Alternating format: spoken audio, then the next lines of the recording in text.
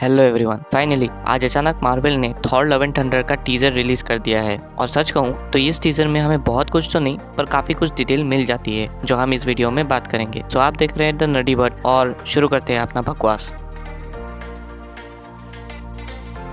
तो टीजर शुरू होती है एक ब्यूटीफुल सी विजुअल स्टोरी टेलिंग के साथ, जहां हमें थॉर के लाइफ को रिप्रेजेंट किया जाता है और हमें ये पता चलता है कि उसने अपने जिंदगी में सिर्फ अपने मुकाम के पीछे ही दौड़ता रहा, पर एंड गेम के बाद उसका कुछ ऐसा डेफिनेट पर्पस नहीं रहा। सो इसीलिए वो पीस का रास्ता चूज करता है, जो हमने इस सीन में देखता है जब वो स्टॉर्म ब्रेकर को मिट्टी में गाड़ देता है और मेडिटेशन करने चला जाता है। और आखिर तुम ही बताओ, आखिर बंदा करेगा क्या? स्टार्टिंग में उसकी माँ मर जाती है, फिर बाप भी मर जाता है, उसके बाद बहन से पिटाई हो जाती है, पूरा घर बेघर हो जाता है, जीएफ छोड़ के चली जाती है। सो इतना दुख कौन ही सह सकता है। और उसके नेक्स्ट वाले शॉट में थॉर एकदम मस्त एक्सरसाइज करता है और फिर से अपने पुराने वाले अवतार में वापस आ जाता है। और जहाँ तक हमने एंड गेम में देखा था, थॉर गार्डियंस के टीम को ज्वाइन कर लेता है और वैसे ही इस टीजर में भी थॉर गार्डियंस के साथ उनके मिशन में उनके हेल्प करता है। पर फिर शायद थॉर और गार्डियंस अपने अपने अलग अलग डेस्टिनेशन को चूज कर लेंगे और अलग अलग रास्ते में चले जाएंगे इस मूवी के कुछ पहले मिनट में ही। अब नेक्स्ट सीन में हमें एक बहुत ही नई चीजें दिखाई जाती है और वो है टूथ ग्रिंदर और टूथ नैशर।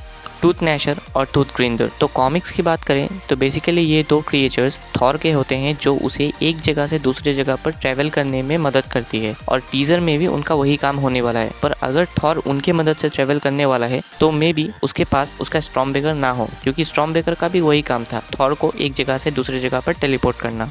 पर अगर स्टॉर्म ब्रेकर थॉर के पास नहीं है तो किसके पास होगा, ये तो हमें मूवी में ही पता चलेगी।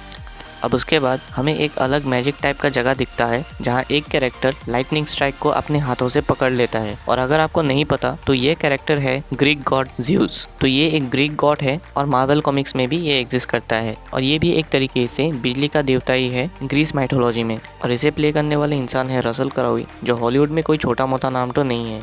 अब फाइनली एंडिंग में हमें थॉर और कॉक दिखते हैं एक आइस वाले जगह में, जहां एक बड़ा सा मॉन्स्टर को किसी ने मार दिया है, और इसका ज्यादातर चांसेस गॉड द गॉड बचर का हो सकता है। और वही चीज मुझे सबसे ज्यादा एक्साइट कर रही थी। अनफॉर्चुनेटली इस कैरेक्टर को इस टीजर में नहीं दिखाया गया, तो शायद मार्वल वालों ने गॉर का कैरेक्टर को ट्रेलर के लिए बचा के रखा है, जहाँ हमें Christian Bale as God the God butcher बहुत ही अच्छे से दिखाया जाएगा। और फिर अगले शॉट में हमें एसगार्ड दिखता है, और ये एक नया एसगार्ड है जो कि बहुत ज़्यादा डेवलप हो चुका है, और ऑब्वियसली वहाँ पे वेलकायरी रूल कर रही है। और लास्ट में हमें बहुत ही इंटरेस्टिंग सा सीन दिखती है जहाँ पर हम थॉर के पुराने हैमर को देखते हैं जो रैग्नारॉक में टूट गया था। वही वापस आता है, पर थॉर के हाथ में नहीं बल्कि जेन फोस्टर के हाथ में, यानी कि लेडी थॉर।